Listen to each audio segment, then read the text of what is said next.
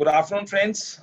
In another pursuit on behalf of Beyond Law CLC to engage and enrich ourselves with the knowledge of law and the other aspects of law, more so with the Constitution. In that pursuit, we have been connecting with the speakers who are giving us insights on different perspectives of law. And that is one of the reasons, not only perspective of law, but all other issues also. Like we have also been taking webinars on mental health, art of communication.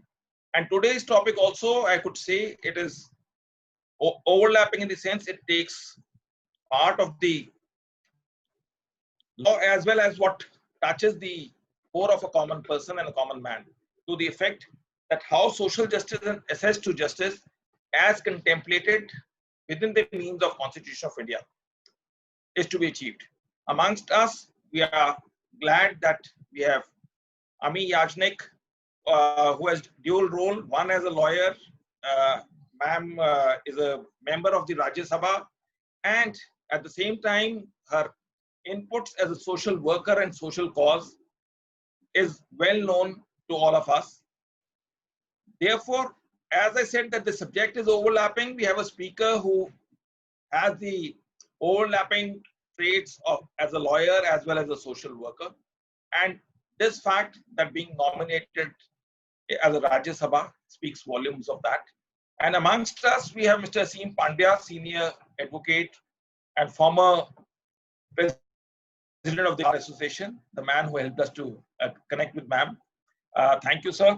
And the achievements achieved by ma'am Amee Yajnik speaks volumes. We have already shared the persons who have been connected with us on the Facebook, Instagram, as well as on the WhatsApp groups.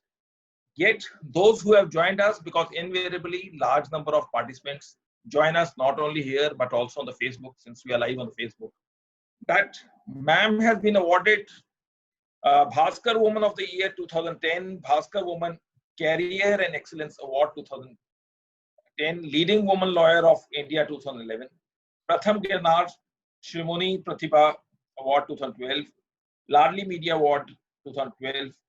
National Commission for Women had honored her as an outstanding woman of occasion of the International Women's Day celebration on 8th of March 2013. She has been awarded Leading Woman in Humanitarian Awards 2015 and 17, and so on and on. I think the awards you have taken and your insights on different perspective of law, etc., is itself, if we start speaking and if one starts reading about that, as we discussed, the talk should be around invariably on our platform around 50 minutes. That period itself can be taken over only on describing the way you moved forward in life and the way you have contributed towards life. Before I formally call upon you, since Mr. Pandya is there, I would like that he would also pitch in some words, because he has been closely associated with you and the common chain point between us and you, as well as the entire platform. Yes, Mr. Pandya, very much. Actually, I would like to introduce Dr. Amee Yajnik. She's a good friend of mine, and she's a wonderful lawyer. Apart from a wonderful human being, she has done lots of social work, and she has done lots of seminars, and she's a wonderful orator. So I hope that this session would give a different insight to the social justice and access to justice. So with this, I hand over this platform to Ms. Yajnik. Thank you so much, Asim. You are always so loving and kind, and such a dear friend. I would also like to say I see VP Simandini. She's a senior lawyer, designated lawyer, practices in the Kerala High Court and the Honorable Supreme Court. She's also there. I can see her. So, ma'am, what name? We will unmute her also. VP Simandini. Ma'am, name? VP Simandini. Okay, I'll just check it out. Yeah. We are unmuting her, ma'am. Yeah. Though there are large number of persons, sometimes we also do not know, because participants are on the higher level as well as on the Facebook. Hmm. Simandini. Ma'am, we will take her by the end as the session No continues. problem. No. Yeah. It's very nice to And have as- her. She has been one of the founder members of our All India Federation of Women Lawyers, a very senior lawyer, very experienced. And she's also doing a lot of social work in the South. Thank you so much, Vikas ji, for having me on this seminar. And I see lots of participants, lots of people who are here. Maybe they would participate also in the end. But the topic is so huge and so humane that I did not know from where to start. But I thought I would just give a couple of examples before I start the topic. Social justice and access to justice are in a way synonymous. As law students, we read the Constitution of India, we start with that. But at that time, we feel that it is too complicated when you are young law students. And so you don't like to read much about Constitution. We'll apply it when the time comes, when we get cases and we get matters. But as a time goes by, you learn that unless and until you know the Constitution of India, that book, that living kind of an epic, you will not understand anything pertaining to law, and you will not understand what this country, this nation, India, is made up of, and you would never know the social fabric of this country, which is completely given the finer weaving by the Constitution of India and the articles that are in it.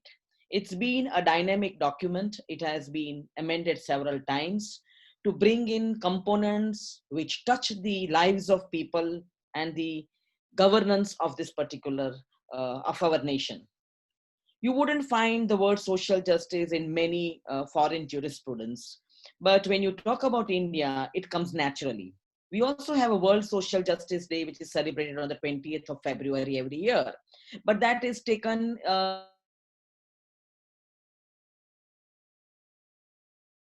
in the parlance of justice, which is meted out in analytical, statistical reports and that kind of thing. But what we mean by social justice in India is, I'll start with my first case, which I just thought that, well, this is the real law. I was a young junior and I was in the court, and I suddenly find a young prosecutor from the CBI who was looking for somebody who could help him to help a victim of rape, gang rape, to understand what she wanted to speak, because her language, though she was on the border of the state of Gujarat and Maharashtra, was absolutely Latin and Greek to the prosecutor. And here he was to investigate the matter, to see that at the trial she is well represented, her case is put forth before the court. But how? He did not understand what she wanted to say. And by chance, I just met him, and I had known him somewhere, I do not recollect. But he said, can you just help me with this? And when I met the victim, she was a victim of the gang rape in the district of Dangs. And her husband was beaten to death, and she was practically gang raped by 4 policemen. And there was nobody to take up her case. She did not know what to do. And there was an NGO in that particular area. That NGO, which was a missionary NGO, had to knock the doors of the Honorable Apex Court so that the police would register an FIR. So you can imagine the travails of litigation, and when you're talking about justice dispensation. So at that point of time, when finally the victim was given protection, the CBI came into the picture, and I came into the picture, I could try and talk to the victim, and that is how I tried to understand what actually had happened. You will not believe that following that case for a year, I had to get it transferred from the district of Dang to Ahmedabad district in the trial sessions division. That was my first transfer application in the Gujarat High Court. And when I got it transferred from Dangs to Ahmedabad district court sessions division, I think it was 1987, and it was all in the Times of India that here on International Women's Day, a woman lawyer is here to help a victim. So it felt like, well, what have I done? And that started giving me some kind of a different insight into law and how law operates in society. You will be surprised that despite so much opposition, so much uh, anguish the victim faced, she was reluctant, and a lot of hostility, the conviction was there for all the 4 police officers, and it remained till the apex court's finality was attained. That was the beginning of my journey of social work. And then I tried to find out how I can be of help, because there were no avenues.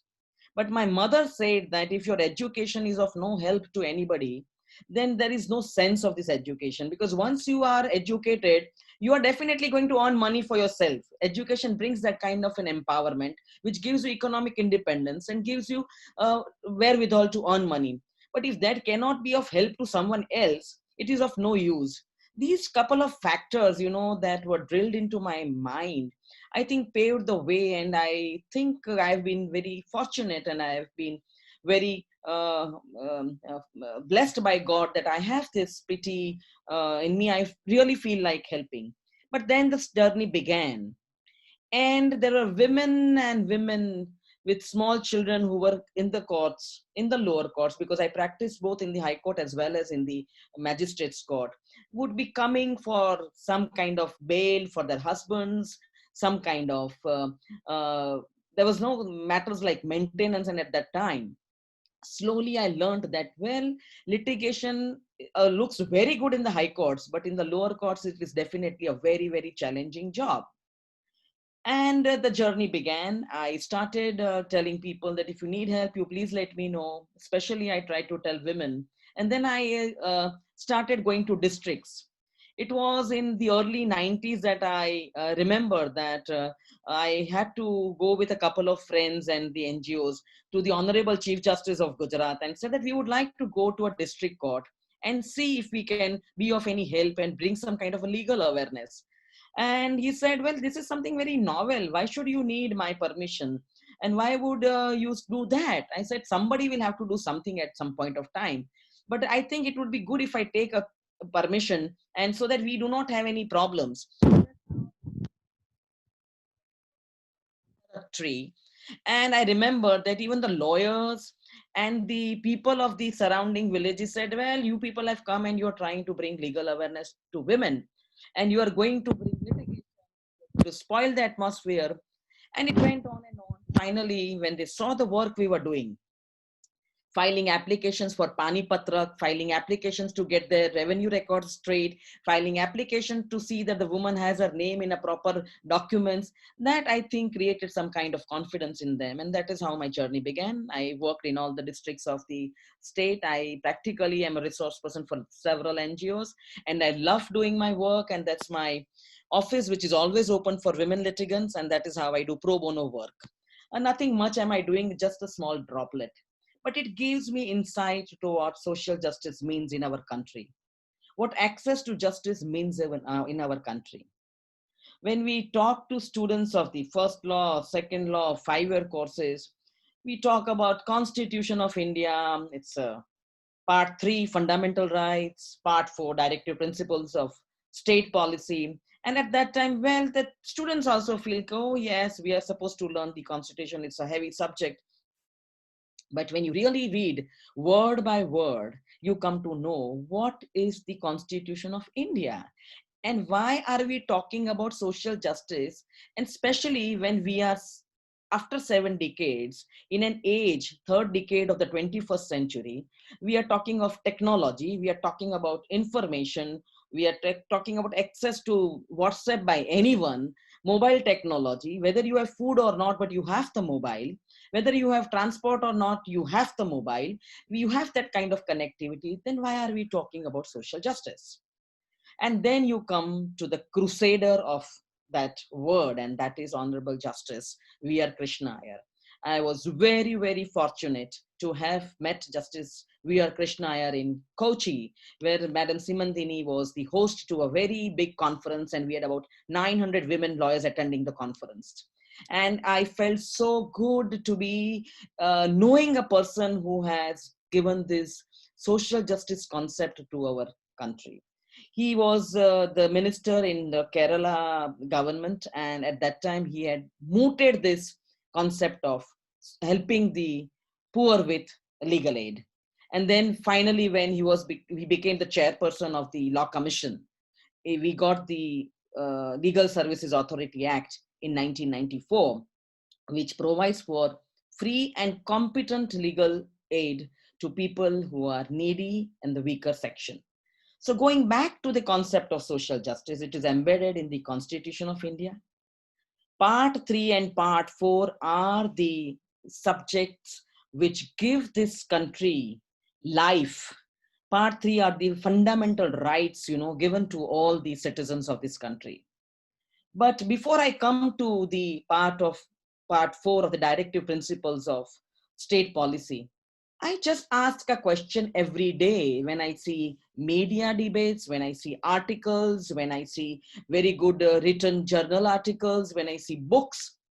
Do the people who have been given these rights by the Constitution, right to equality, right to freedom of speech, right to practice wherever they want, right to religion, religious practices, do they know that they have these rights?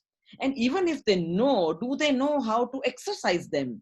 And even after exercising these rights, if there's a breach, do they know where to go? And even after going, if they get a route, they get a lawyer, they get a legal aid, and they knock the doors of the court, do they get justice? And what do we mean by this justice which they get? Do we mean it in the sense which is just getting some kind of a end to the means of law? No, justice means dignity. So when we come to the directive principles, I'll discuss what we mean by justice in its actual sense and what philosophers have told in the jurisprudence, what justice is and what law is.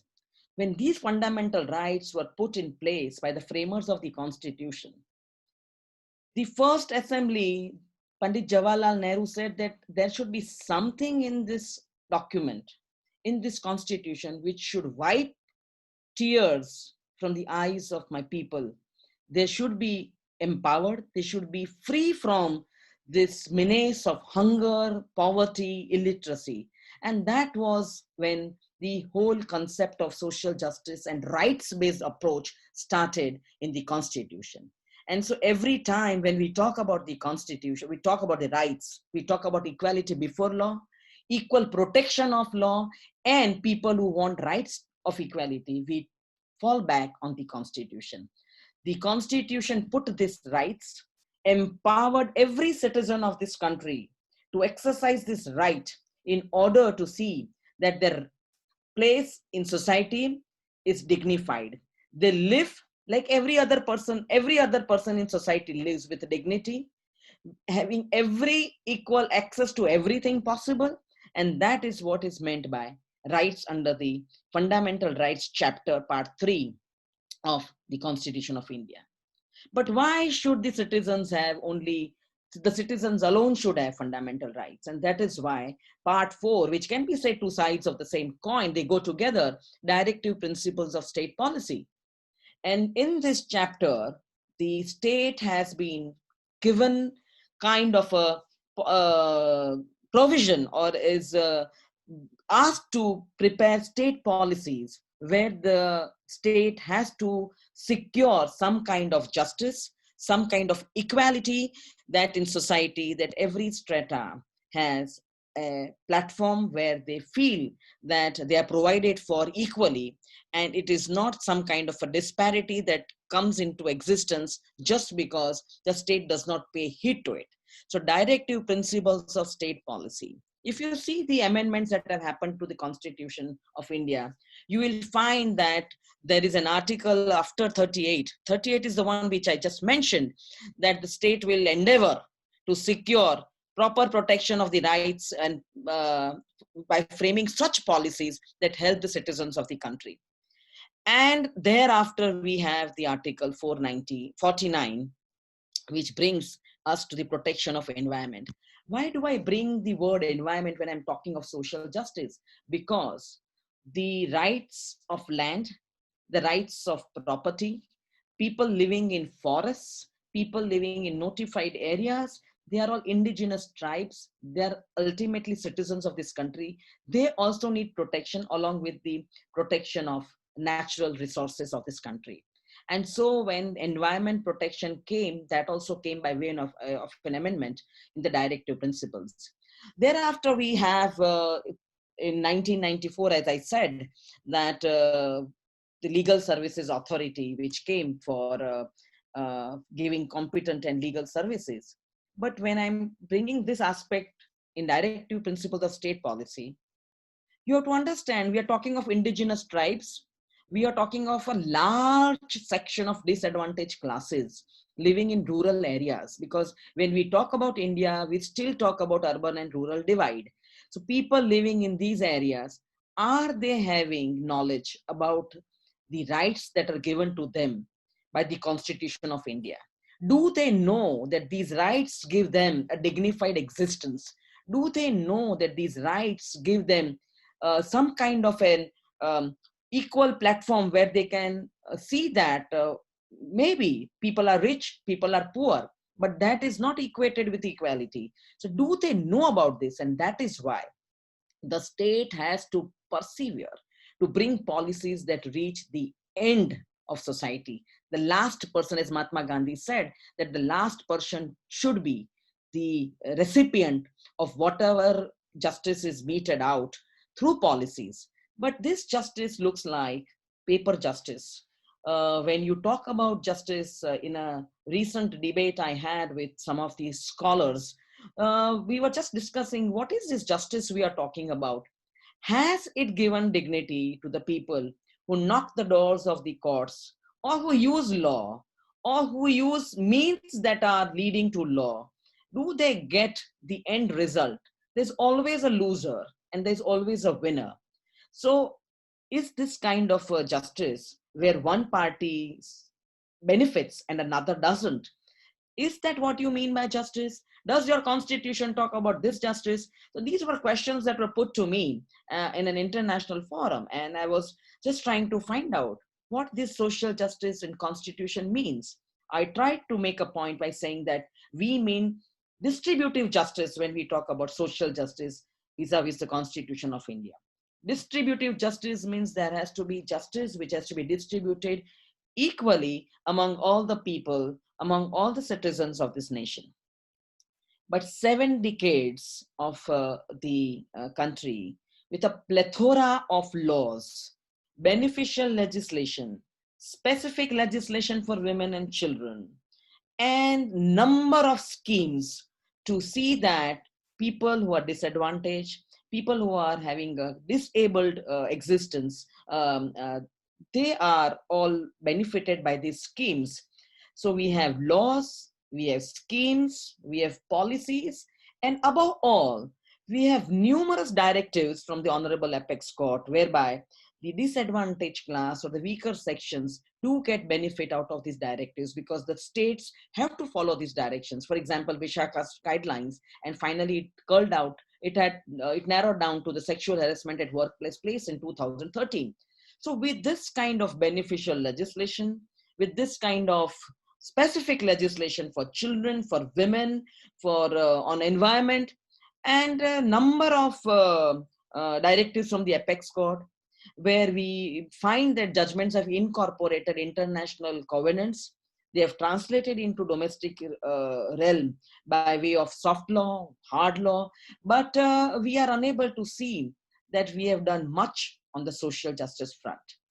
And that is why I ask myself a question whenever I go for a case, when I have a case like that, what are these reasons that are acting as challenges to social justice, challenges to access to justice? Because social justice later on became access to justice. So they are not in a way very two different defined terms, but they are kind of synonymous. Because if you want social justice, you have to see that people get access to justice. Most of the time, when we talk about access to justice, we talk about, yes, you go to the courts and that is access to justice. I remember a case, I was appearing for a single mother and she had lost her husband and she came from a far off village.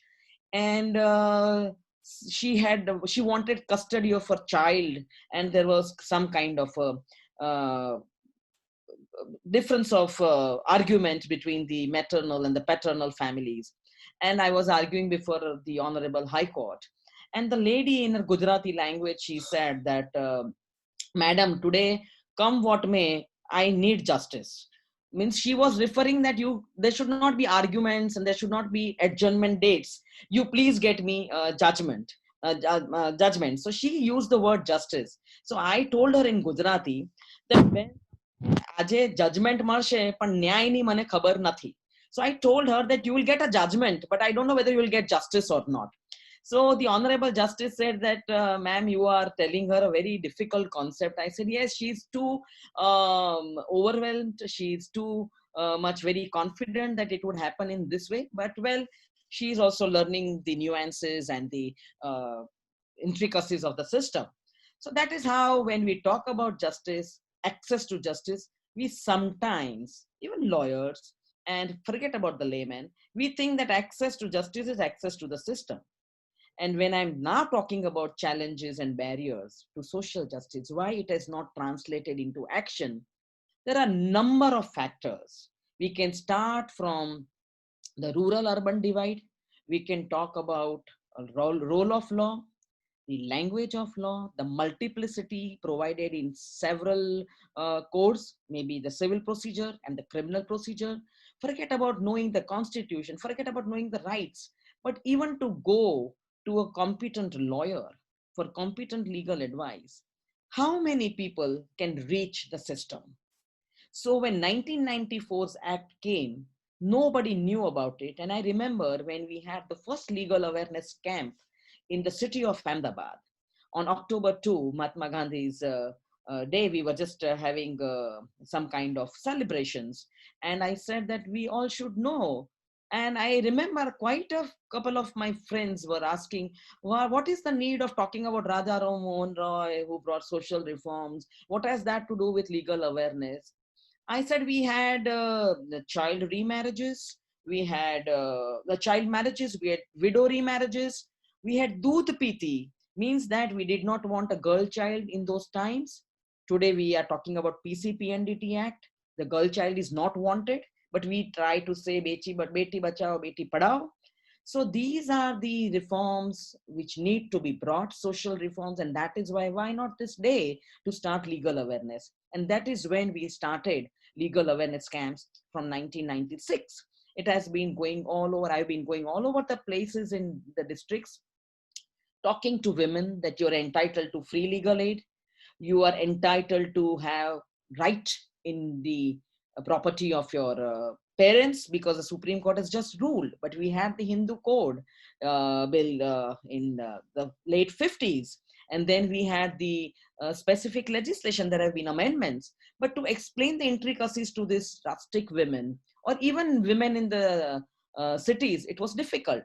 So just to make them aware of their rights, that you are entitled to certain rights, whether you may exercise them or not, because there brings the fabric of society, societal equations, the ethos of our society. I will not use the word patriarchal mindset, because now patriarchal mindset has now a very broad connotation. I mean, you can't only put it on the minds of men. A patriarchal mindset is one which does not allow other mindsets to come forth. So the women may use this knowledge of their rights, basic rights, entitled rights, but they should know. They may exercise it or not. That is a different fact. And that is how the legal awareness camps went on and on. And I often see that women have definitely empowered themselves by knowing their rights, asking questions, coming to courts. That's a different thing, that because of the systemic failures, drawbacks in the system, women do not get the end justice which they really want. And that is where I think we'll talk about these very stark points where I would like to address lawyers or paralegals who are here, what we can best do to be a part of the legal aid or access to justice movement, which should, I think, frog leap jump, because the pandemic has brought us to a stage where we just have to add numbers to the backlog, add numbers to the delays, add numbers to what are the loopholes, what are the drawbacks, what are the negative points in the system, because people are looking for positive and ways where they can get some kind of justice. So coming back to access to justice, the barriers are many. You have people who just cannot come to the courts. There are people who just do not know about their rights. There are rural-urban divide. There are complicated procedures where people don't understand. The High Court language is English. They come from areas where they are themselves illiterate. And this is the area where social justice is required most. So that is why I continuously talk about a very, very large section of people who are in this disadvantaged positions. They are in this disadvantaged sections who need social justice. Unless and until if these sections are not empowered by justice through law, I do not think that there can be any method or any way where disparities of economies can be solved. One of the recent experts has written that, well, do you think that before you go to the economic model to have a country fare better on economic parameters, you need to see that the social fabric of that particular society is is strengthened, and that is what the expert meant was social justice. And well, the answer is yes. If you want to strengthen the economy, if you want to strengthen other systems, you want to bring infrastructure strengthening, you want proper, neutral, strong institutions in place where you can expect justice, where you can expect rule of law, then social justice is the method where you can bring about this change.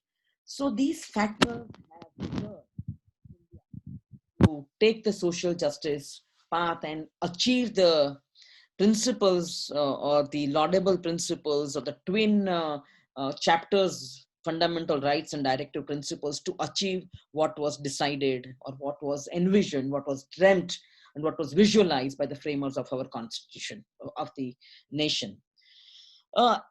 Social justice later on became access to justice. And when you are talking about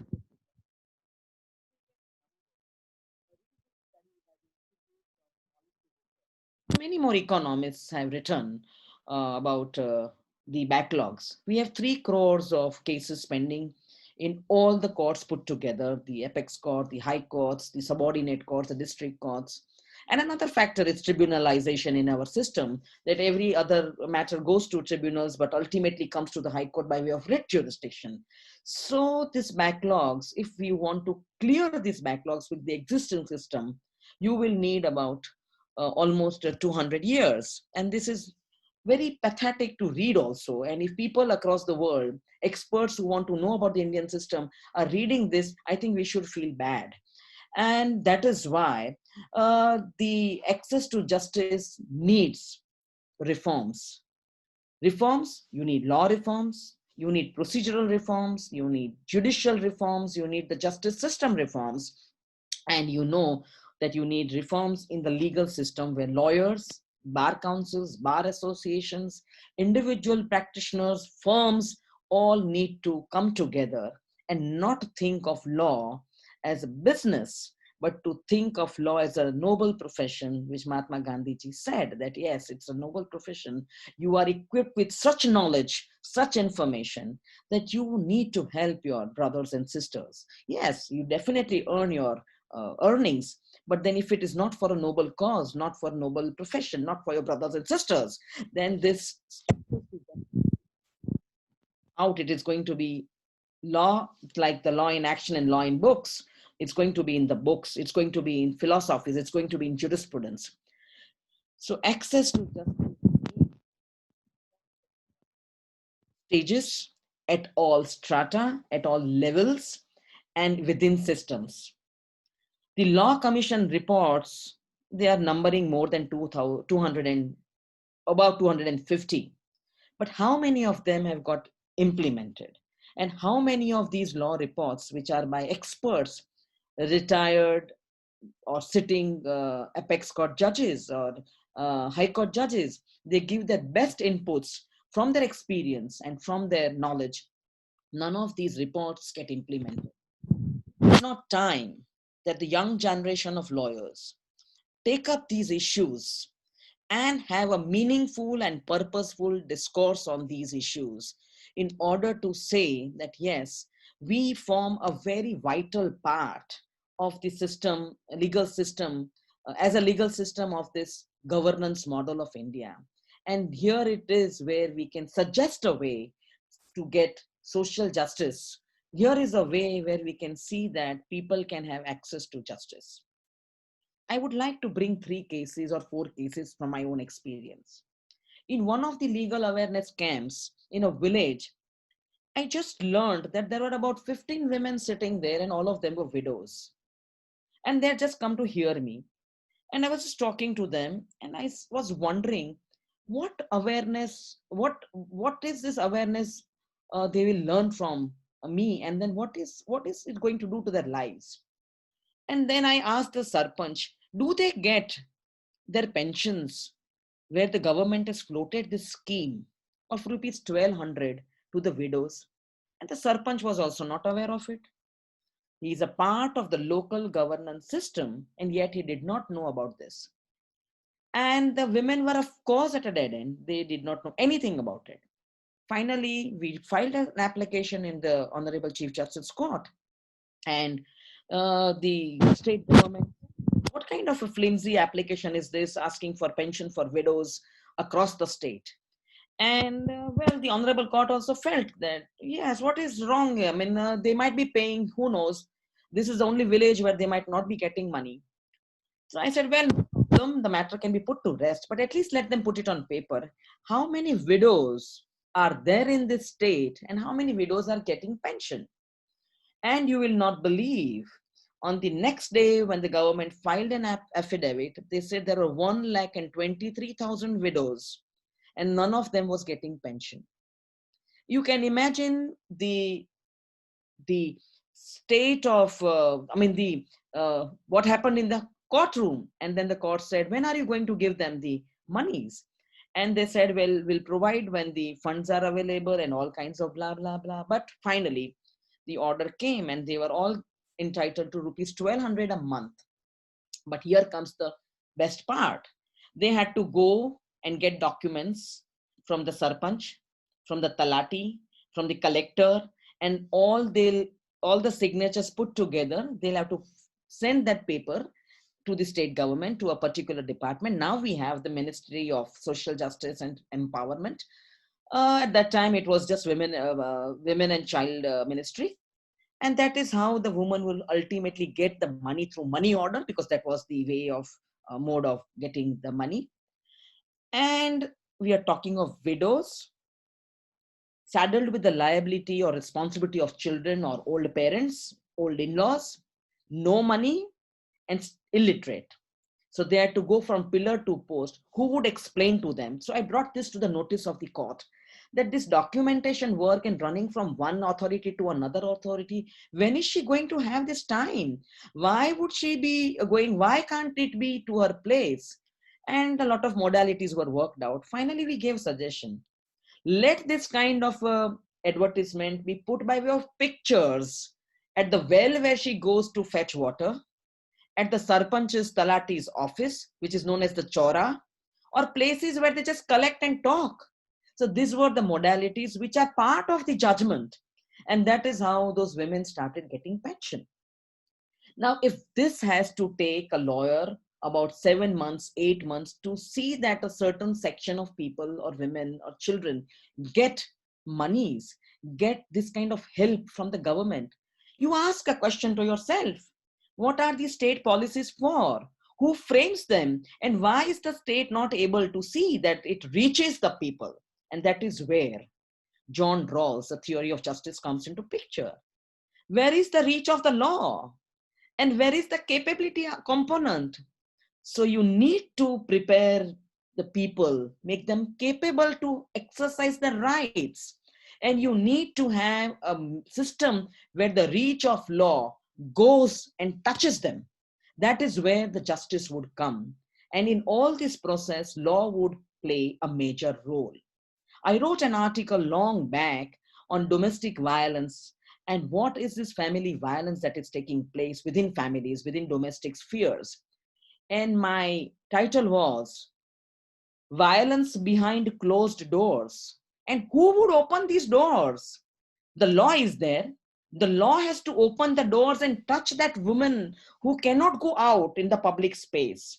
And this domestic violence needs to be curbed because ultimately it is violation of human right of a woman or a person or a child.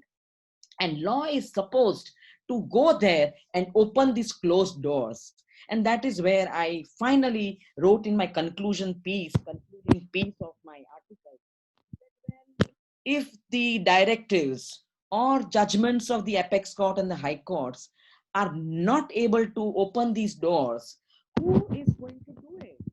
And I always feel that the lawyer fraternity would someday come out. The young lawyers would someday feel that this is my land, this is my country, these are my brothers and sisters. Some portion of my activity, some portion of my legal profession, some time of my legal profession should be for my brothers and sisters. And that is how I am always hopeful, and I continue doing my legal work despite my being a parliamentarian. That gives me satisfaction that here I'm doing some part, some bit of my work which I'm supposed to do. This is one example that when we are talking about where the reach of law through judgments, through state policies should reach those people. Talking about children coming after women, I'm talking about children. Have any lawyer, have any para-legal people, minus the NGOs, because they do their work, go and visit shelter homes, orphanages, juvenile homes.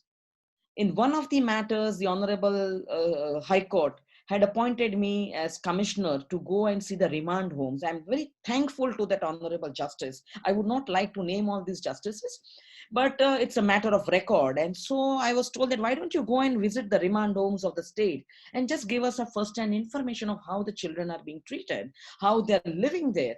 And the situation was very bad. The conditions were pathetic. I'm talking about 15 years back, 20 years back. Now they are worse because you find that sexual abuse has increased. Every other channel is talking about gang rapes. Nobody knew the word rape except lawyers in trials, in sessions court, and that also it would take kind of a hesitant argument to use that word time and again to protect the dignity of the woman. And now every other person is talking about rapes, gang rapes, sexual abuse. And when justice doesn't happen, people have just reconciled to that thought that, yes, it's okay, it doesn't happen. And this is where I think I feel sad. I feel that there should be some kind of a course in every legal institution, legal course for students, for paralegals, for judicial officers, for practicing lawyers, that at the end of every 10 years, they should come out with some kind of an report that have they filed any social cases, have they helped any people of their country matters. These are thoughts that continuously go on in my mind. But when I see that people look at the creamy layer of lawyers at the top, and they forget that we are still a country which needs social justice maximum, I feel sad. Coming back to another couple of cases, I still feel that affordable housing, good environment where you don't have pollution, you think that these are okay matters because one is run by Environment Pollution Act, there are land laws, there are housing laws, there are urban and rural authorities for housing. Why should we lawyers bother? But again, it forms a part of social justice. Let me tell you, the first case of pollution came from the Gujarat High Court in the 1990s. And it all started when a farmer came with a couple of bottles of red water, which had come out from his well in his farm land, and had just gone to a lawyer and said that this is what I find in my well today. I don't know what to do. What is wrong? Is there something dead inside? Is it color? What is it? And those 2, 3 bottles became the petitions before the Honorable Chief Justice Court. And that is how it came to the notice of the court. For 9, 10 months, the industries in Gujarat were closed by a public notice. Everyone had to come to the court to show their bona fides, that whatever they are doing by way of industrial activity, they have a corresponding primary, secondary, tertiary treatment planned so that they do not harm the environment. And that is where the judgment of P.J. Patel versus the state of Gujarat has come, and it went to the apex court. The farmers were compensated.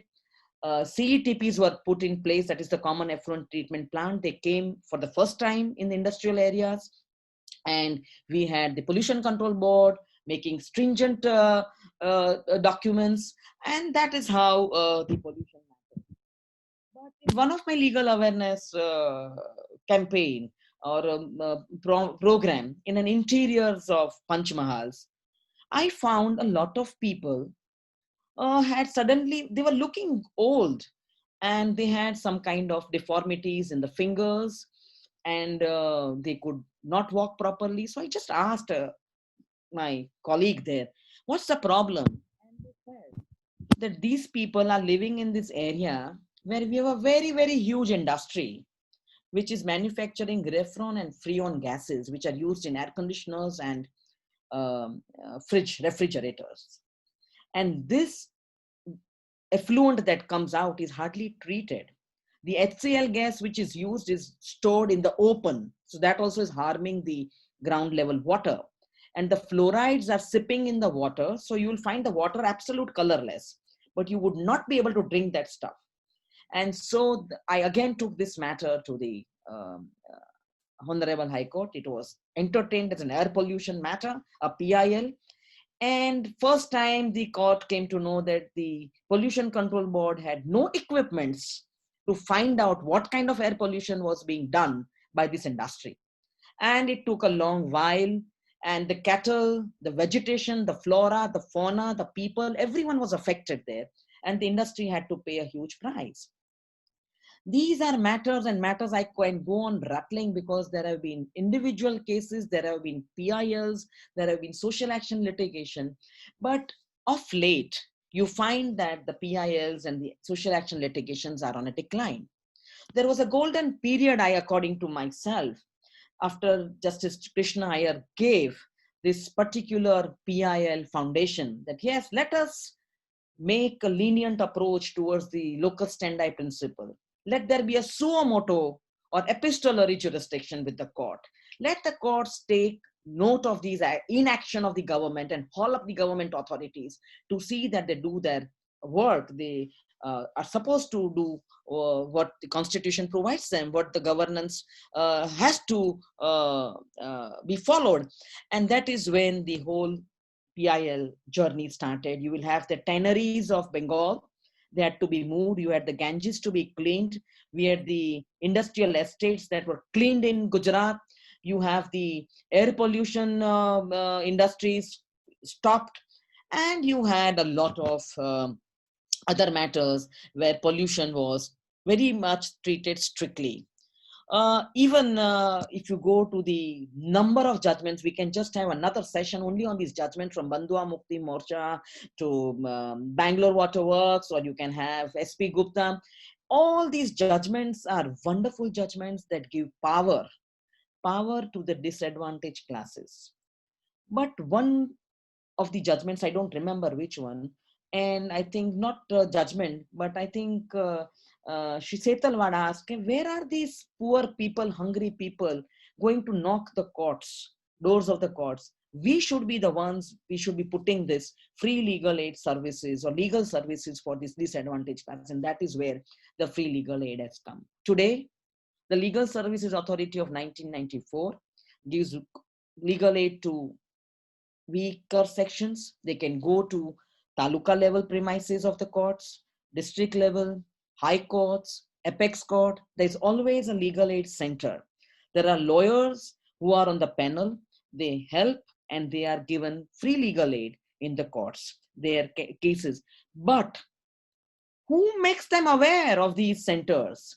And that is where the legal awareness has to be done on a very massive scale, both by the government, by non-state actors, by civil society, and I think the onus is also on young lawyers. I know they are here to make a living. They are here to make their professional career, but there should be some part which has to be mandatory if we want to bring social justice to these wide sections of disadvantaged people. That brings me to the question of the quality of lawyers that are in these legal aid centers. That brings me to the question that yes, legal awareness has not happened. A person in the most rural part or a distant part where I go knows where to get his mobile recharged, but he does not know that he has a right to this land where he is living. Now, this is the irony of the situation, that information technology has gone so forward, but we are unable to use it for the right cause, for the right purpose, for the right way of bringing our nation to a egalitarian society, I would say. And that is why when I talk about access to justice, I feel glad that we have beneficial legislation, we have authorities in place, we have a state that has brought about lots of policies and schemes. But I'm also sad that it has not reached the targeted audience. We have not been able to see that the reach of law, reach of these policies has touched those lives. And we have not been able to empower these people, which I call social empowerment, or we have not been able to make these people kind of capable in order to exercise the rights which have been given by the Constitution of India. And last but not the least, I would like to say that if I had to talk in a nutshell about social justice, access to justice, I would only say that it is time that we use information technology to see that the justice reaches the doorsteps of these disadvantaged people. We talk of e-filing, we talk of computerization, we talk of virtual seminars, we talk of virtual hearings.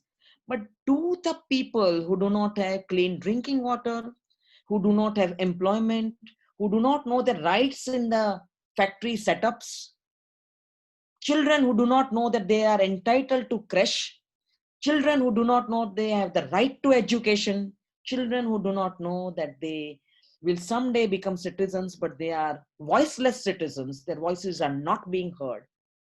Do they know about this e-filing, computerization, virtual seminars? They only think that, well, this is the way they have to live their life.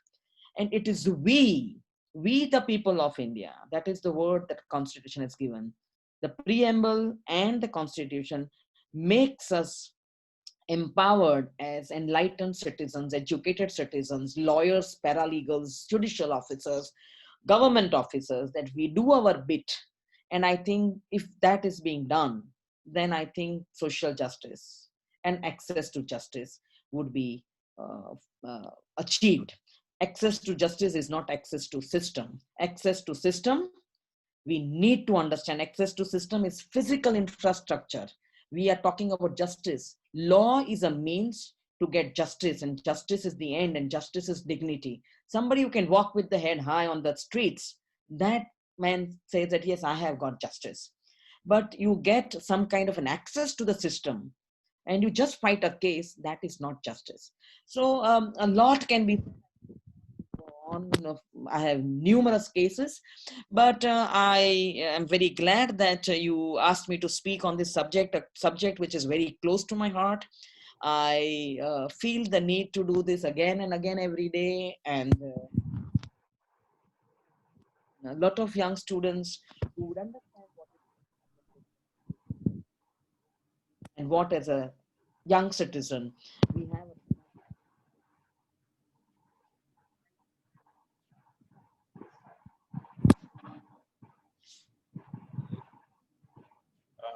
Ma'am, is it audible?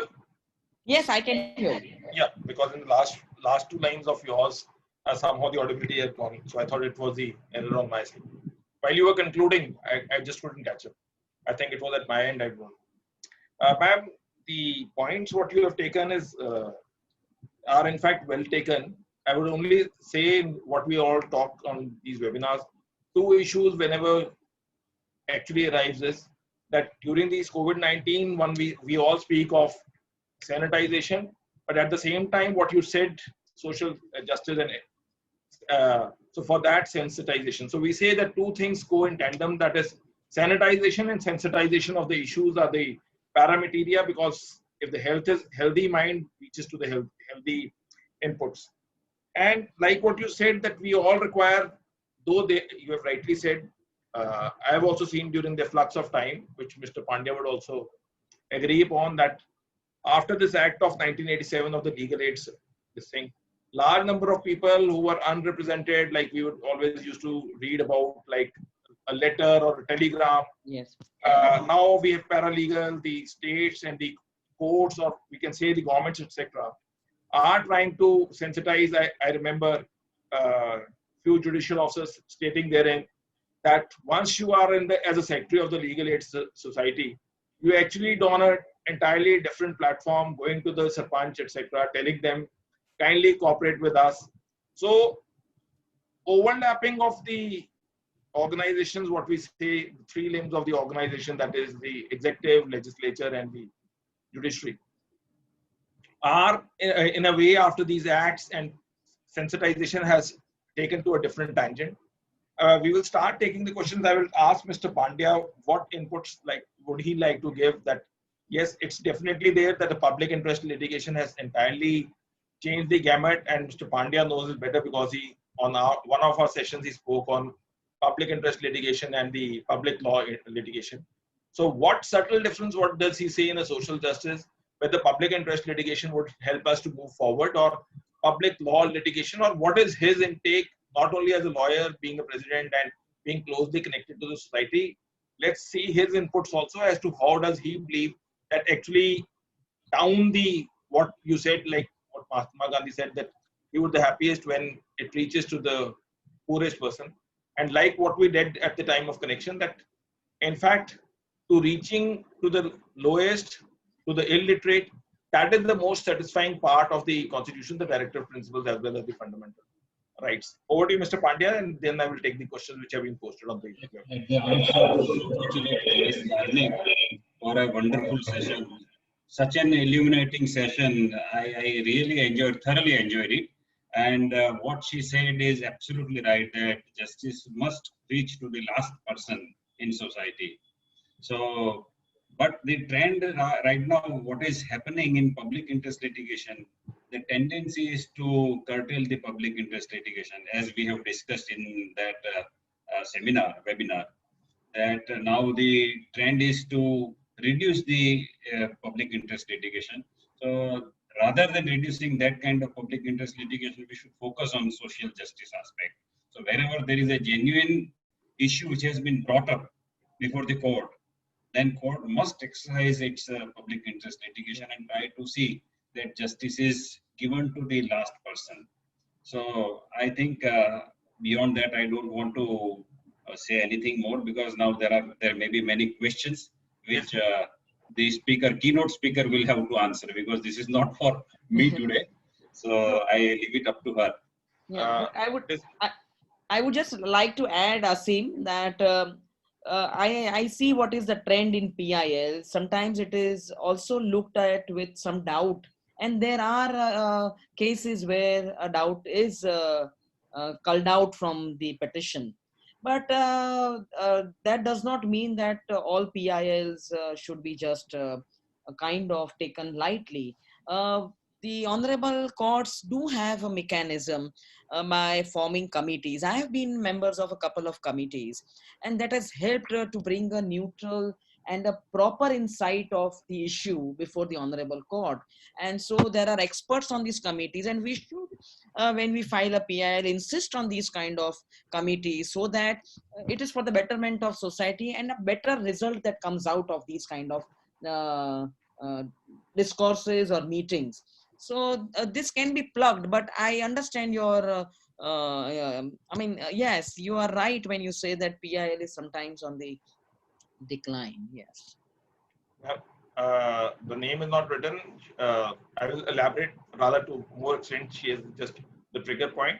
Kindly throw some light of the committee for reforms of the. It is on the criminal law. I will say the entire aspects. I mean, you want to. There's a law. There are a couple of law commission reports which say that there should be.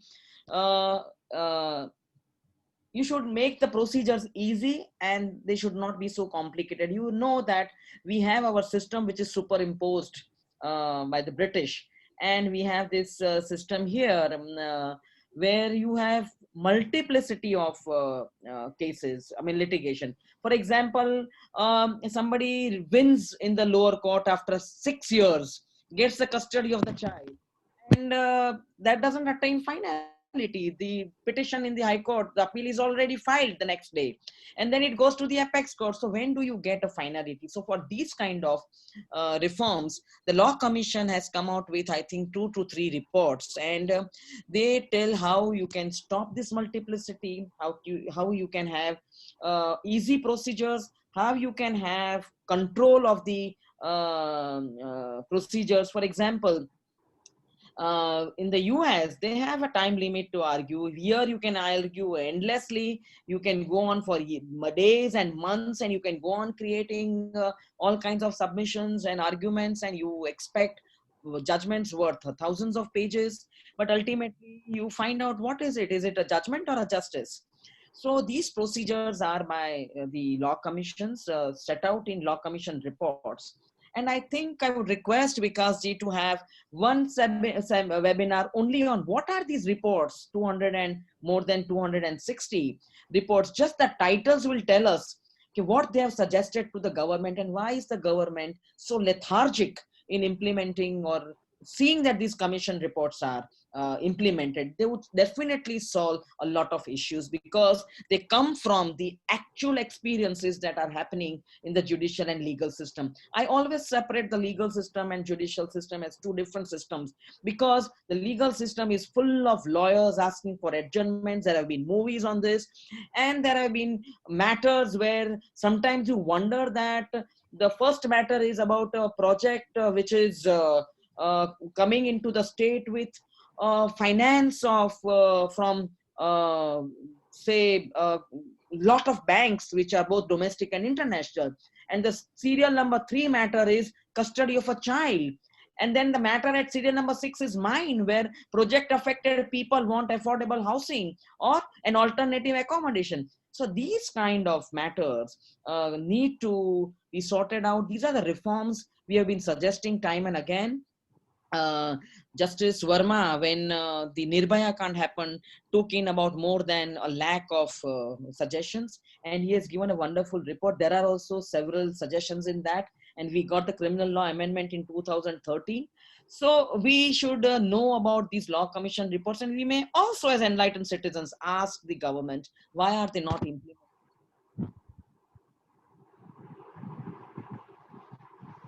I think you will have to slightly check at the audibility part. Suddenly, 1-2 lines, the conclusion part automatically goes.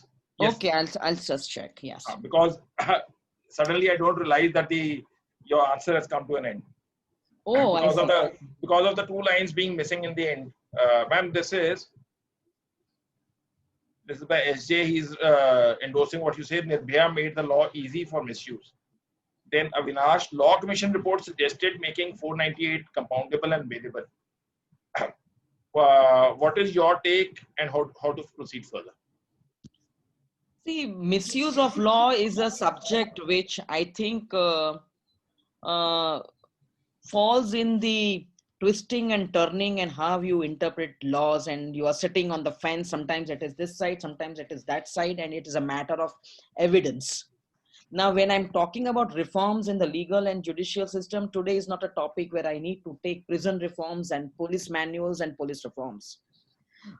We are not talking about magisterial courts today, because these are the areas where most action happens and most injustice happens because of the gaps in forensics, gaps in police investigations, special investigations, and that is where the misuse of law happens. It is turning and twisting of law, it is making of submissions, absence of the required evidence, absence of required people. For example, I do not want to quote, I have a number of cases where out of 15 eyewitnesses, 14 have turned hostile and one witness doesn't turn up. What is the court to do? So when we talk about reforms, let us also understand one fact, that the society also has an onus on itself.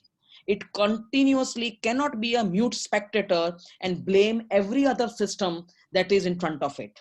So the society also has to move forward and take the reforms in its stride. It cannot sit and enjoy as a spectator and blame all other systems. So when we talk about misuse of law or abuse of law, it's like fire, when Einstein said that fire, it can make a bread or it can burn somebody. So let us talk about law as a constructive component. Let us as lawyers understand where we are failing, and when, even if the reforms come, for example, let the reforms come, are we going to follow that procedures as absolutely honest citizens, honest to our profession, honest to our work, honest to our commitment, and are we going to think in terms of justice to that person for whom we are standing? So there are a lot of factors. It's a very sweeping statement to make that abuse of law. And the second thing is, yes, Law Commission did give a recommendation that 498 days should be made bailable and compoundable.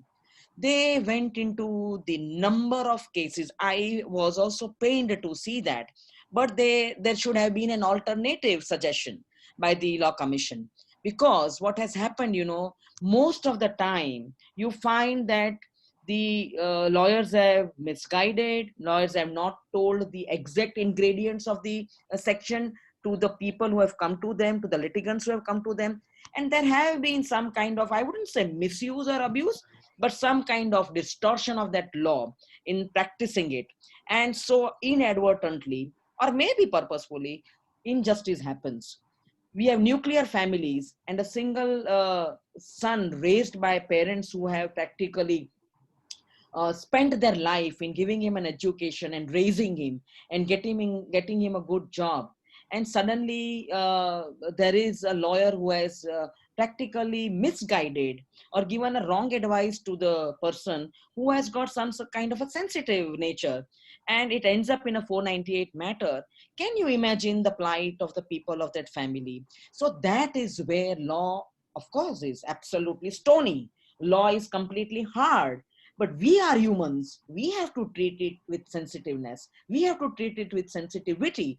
And so continuously blaming other systems, I think society needs to come forward and not only be convenient in using conveniently things. You want to conveniently use information and technology to move forward, but you do not want to let go of customs and practices which are of the 18th century or 17th century. Two things cannot go at the same time. And that is why I would definitely urge that there should be social reforms along with legal and judicial reforms. Since a lot of people, when you talked about 498A, a lot of people are pouring in to the fact that let's assume that eventually it finds out that the case was falsely imposed upon.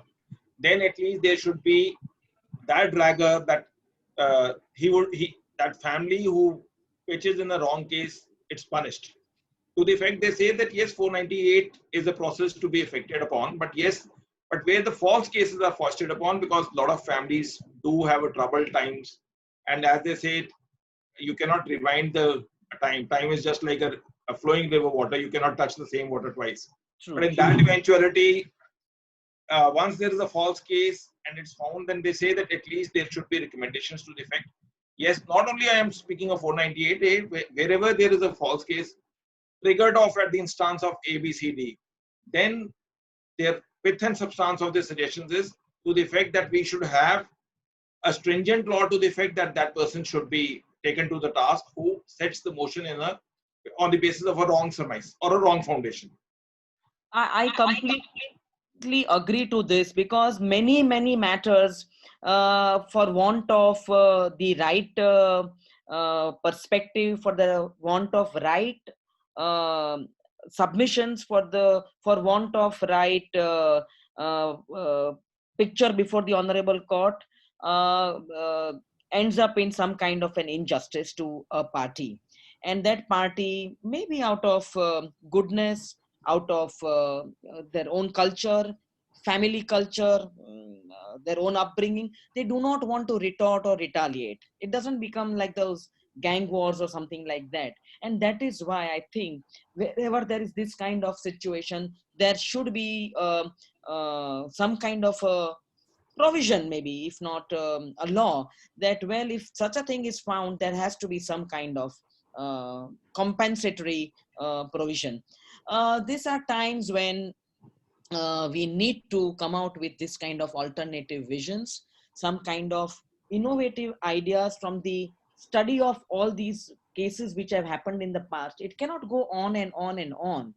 And this is the time where we should definitely think of this subject. I will definitely look at it seriously, and this does give me food for thought, and I am thankful to all those people who have asked and raised this question. But I'll bring a small incident. When 498A came, it had just started. I remember a organization that had come rushing to me to the High Court. It's a very entertaining case I'm talking about, not knowing what 498A is. And they said, "Madam, you just come after the court hours. There is a lady who needs your help and she's crying and she's not leaving our office." When I went there, I came to know that the lady might have gone to a lawyer, or the family might have gone to the lawyer and said that the husband is not treating her well. He goes on using abusive language, this and that. And 498 had just come some time back. So the lawyer said, "Oh, this is a matter of 498A. So just let's file a case." And he started writing. The lady was illiterate. He went on writing. He's harassing her. He's abusing her. The family is treating her badly. They're not giving her food. She's not given milk. This, that, so many standard 8-10 allegations. And the matter came up for hearing in a year's time. And she was at her home. She had not even gone to her maternal home, parents' home. And the matter came for hearing, and the magistrate told her, or the lawyer told her, "You will say exactly as it is written in the complaint, or you will go to jail." So she said, "What have I said?" So he said, "You have said this, and you will tell yes when I ask you in the court." And when he asked in the court, she had to say yes. And the man started screaming in the court, "I have not done any of these things. Why don't you say?" And she said, "But he has written this, that." Finally, he was convicted for a year. And she started crying and she said, "No, I want my husband, come what may. You do whatever you want to do." The matter had to go to the High Court. I had to plead before the court by way of an affidavit that there was some genuine mistake. She has not understood what the law. So these things had happened. But I completely understand. This may be in a lighter way, I have said, but it was a very serious issue. 498A and many matters like this, we need to take up. Time has come when we need to change the way law operates in society, and how laws, customs, traditions need to be separated, and really law needs to be giving only justice and nothing else. You mean to say that the balance of equilibrium or what we say in law, that the balance of scale should tilt towards the point which you find that it's wrong. That is one of your take. Because they ultimately say that the heart is on the left, but it thinks it right. So Yes. as long as what we think that it is right, maybe the heart is on the left, we should take a call and we should take suggestions as people are posting on the message that yes, you cannot say that every time it's a false case, but yes, there are false cases, and taking examples from that And what they are saying, not only fines, but they should be to the effect punishments also. True. It is that by Navneet, he says there have been demands for benches of the High Court and Supreme Court. There goes a long way in securing social justice. However, now with e-courts, is that demand redundant? With the e-courts, every advocate or litigant will be able to fight for justice right from Mufsil Court to Supreme Court, irrespective where they are located. What is your call on that? There have been numerous demands for high court benches. And well, I said the post-pandemic, everything is going to be e-courts, e-filing. But the moot question is, when we talk about India compared with other developed countries, many times we see in the media that every time there's a comparison with other developed countries. But we do not compare that for a certain number of population, there is a judge in every developed country. We have not looked at those statistical data, and we don't find that we should ask for number of judges to be increased. Forget about benches. The most important area in the judicial system or the legal or justice delivery system are the mofussil courts, where people who are living in rural areas or sub-rural areas or municipal areas, they knock the doors of the district courts and the magistrates courts. These are the areas where you need to have more magistrates, more judges, and at the high courts, more high court justices. We have a lot of vacancies which are not filled. We have been trying to tell the government this doesn't happen. So when we are talking about reforms, we also talk about increase in number of judges as per the population ratio. And that is where I think a lot of things would be sorted out. Second thing, when we are talking about more benches, we should also talk about specialized police investigation. I am always wondering that one police officer has 15 cases of investigation. One is a bank case, one is a dowry death, a third is a 498A, fourth is kidnapping, fifth is gang rape.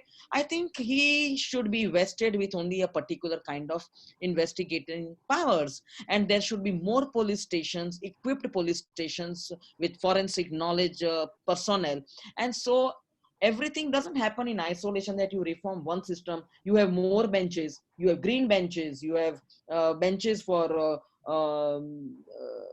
say family courts, you have, that will solve the problem. No, the problem is, how do you look at the whole legal system issue with backlogs, delays, procedural problems, the continuous multiplicity of matters, and people with legal awareness knocking the doors of the court? How are you going to solve it holistically?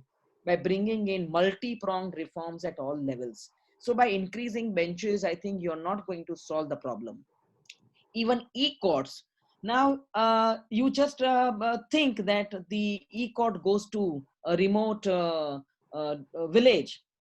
We have been talking about gram panchayats, gram nyayalays. Now we are talking of e-courts. But who will be going to the e-court? The lawyer.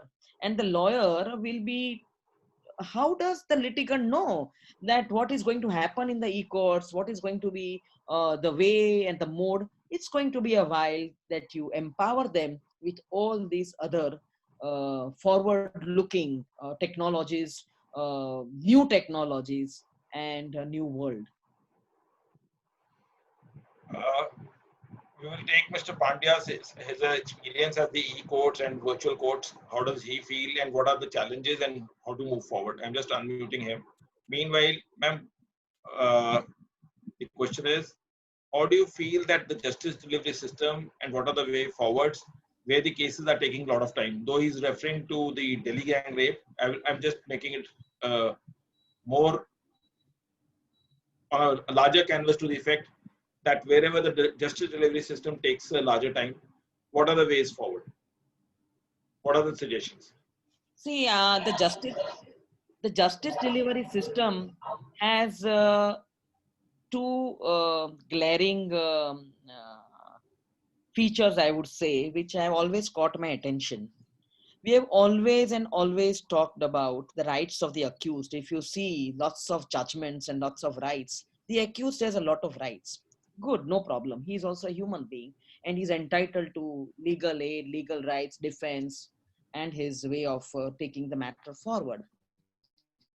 But in the process, two aspects have been forgotten, which are corresponding or parallel, and that is victimology and witness protection. In absence of this, witnesses become hostile, witnesses don't come to the courts, that results into adjournments, witnesses are afraid to come. Then there is no system where witness can be protected. He or she cannot go to the police. I was just asked a question by a friend who had just come from abroad about 8 months back. Why are people so much afraid of a police? In our country, people go to the police, they think they're friendly. So this witness, I mean, in connection to that, I'm just saying that witnesses, if they're threatened, they refrain from going to the police. They say, "Kya jane ka?" So we need a Witness Protection Act. We are not talking about the victim. For example, we had the Patan gang rape case. A young girl in one of the schools of Patan district in Gujarat was raped in 2007, I think 2007 or 8, by 4 teachers. Because she fainted in the assembly, the matter came to the fore. Luckily, fortunately, or incidentally, I was appointed as a court commissioner by the NCW, the National Commission for Women. Having known the directives of the Supreme Court, I immediately had filed for protection of the victim girl, a statement under 164 to be taken immediately by going to the civil hospital, then the protection to the family, compensation to the family, an appointment of a lady prosecutor, an appointment of, and the matter should go in chamber whenever it is taken up. All this was done by paperwork, thanks to some NGOs who helped the girl to be protected, and the conviction was about all the 4 teachers. They are languishing in jail. But how many matters get this kind of help from other people? And so when we don't have a Witness Protection Act, we don't have a victimology jurisprudence, and a lot of rights of accused, again, that also is practically becoming almost redundant. No prison reforms, no jail reforms. What are we talking about? That if we just reform one particular system, the judiciary will have more judges. Is it going to solve the problem? We are still not talking about the prosecuting system, which is supposed to be manned by prosecutors who are neutral, who know their job. And in everything I'm talking about, there is hard work, sincerity, and you have to know the law. People just don't want to read the law, do not know the latest judgments of the topics, and this is all a matter of study. And so this profession needs a lot of hard work. Experts need to give a lot of suggestions for reforms at all levels, and it is practically a Herculean task. And that is why I often feel that when we will be able to do this. Since a lot of people have been posting messages regarding the false implication, etc., they invariably, a lot of people have my WhatsApp number. I will ask them to post it to me. I will put it across. So whatever positive direction in the justice delivery system can be done, that will be the most satisfying thing, that we have been doing webinars. And if actually we can systemize the system, and together we can do, because all we say is that I is illness and we is wellness. So as long as we together do not think of any process of doing well and moving forward, then the things will not do. I will ask Mr. Pandya. Mr. Pandya, what is your take on the e-courts and the virtual court systems? I think it has completely changed the scenario. Actually, to some extent it is beneficial, and to some extent it is disadvantageous also. But considering from the perspective of common people, first of all, what should be done is that the e-court should be available to public at large. Today it is not accessible. Only link is sent to the lawyer concerned only. So far as Gujarat High Court is concerned, I am regularly appearing in e-courts and virtual hearings are conducted. So there is no direct access to public. Otherwise, the courts are open to public and public should have normal access. So first thing which is needed is that everybody should be entitled to view the court proceedings. They may be kept muted, there is no difficulty. They should not be allowed to speak, but they should have at least facility to view their own cases. by sitting at remote places in remote corner of the state. So that is first handicap in this virtual system. If that is not difficult to overcome, it can be overcome. So that is one aspect. And so far as the perception of judges is concerned, they also tend to curtail the hearing.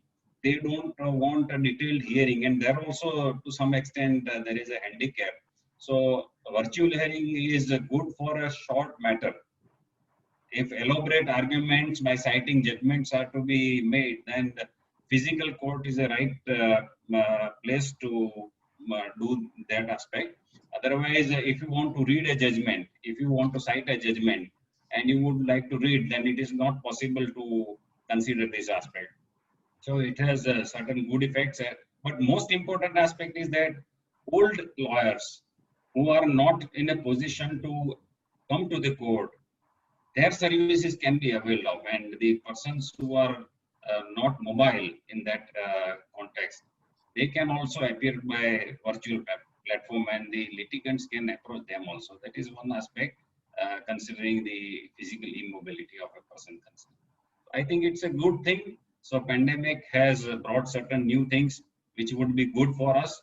It has also created a situation where we are supposed to rethink everything in a different way.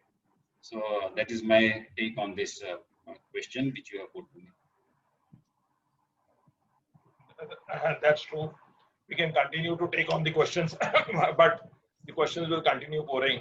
But we have always, those who have been connected with us, we always believe that we should have some time limit where the questions etc. can be done. And when we had requested ma'am, we said that she said that what will be the approximate timeline. We said that it would be approximately 1 hour 30 minutes. So we are about to hit the clock that way. Until I will ask Mr. Pandya to give a formal vote of thanks, because we say that he is now virtually a part of Beyond Law CLC. And one aspect of virtual courts, not only, but virtual platform also, I can say, is this is a platform where I have been able to collect, like ma'am, Mr. Pandya, and all those persons who are connected with us on the Facebook on this thing. This is another facet, as what we say, every coin has two sides. Yeah. So this is a coin which has the possibility that one can connect anyone. Like we were talking to Mr. Pandya, now we feel that we have connectivity right at the bottom. Somebody today called me up in the message that since you are doing a lot of webinars, kindly suggest a lawyer for Madurai. So I suggested a lawyer. Networking. No, in fact, she was also from Madurai. He said that 2 people have come to at least suggest one of them, which is the better one. So thank you. And ma'am, I just couldn't recollect that name before we part for the day. If she's still there, we can unmute her for the fight. You can find out if VP Simandini. VP Simandini. Ma'am, sometimes some people do connect like by OnePlus, Realme. Is she connected through the mobile number? Or? Yes, mobile. I think she's on the iPhone. Simandini. No, by name or by iPhone, etc. Then it becomes very difficult to. By name, I saw her by name. That is why I could find out. Is she still there? Just let me check. She can raise the hand on the chat box. We can come. Yeah, Simandini, if you are there, can you please raise your hand? A virtual hand.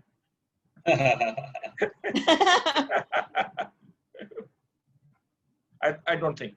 Yeah. So, ma'am, so thank you. The point well taken. We will have another webinar on the issues on the Law Commission. I was just reminded in the lighter vein, there was a Jaspal Bhatti show of flop show. He said there was a meeting for a meeting. So we'll probably, with 250 commission reports, there could be also a commission that how to assimilate all these 250 reports and how to move forward. But Jaspal Bhatti is the best. Yes. So let's keep our fingers crossed. We don't require a commission for the purposes of going forward with these commissions. So everyone stay blessed and stay connected with us. In our pursuit to continue with the webinars, we will continue doing those. And those who have connected for the first time, they can watch and subscribe to our YouTube channel of Beyond Law CLC. For all those webinars which we have done so far, they have been uploaded there, and this will be also uploaded most probably today itself. So everyone stay safe, stay connected, and thank you to ma'am for giving us the insights and a different flip to the perspective of law, fundamental rights, directive principles, and the way of constitution, and the way you have pushed things forward as a lawyer, as a social activist, as a parliamentarian, as SJ, I know now he's Sandeep. He writes cheers. So I say cheers to everyone during these Thank you so much. testing times. Thank you so much. During these Thank you. testing times, cheers is the best way to move forward. Thank you. Thank you.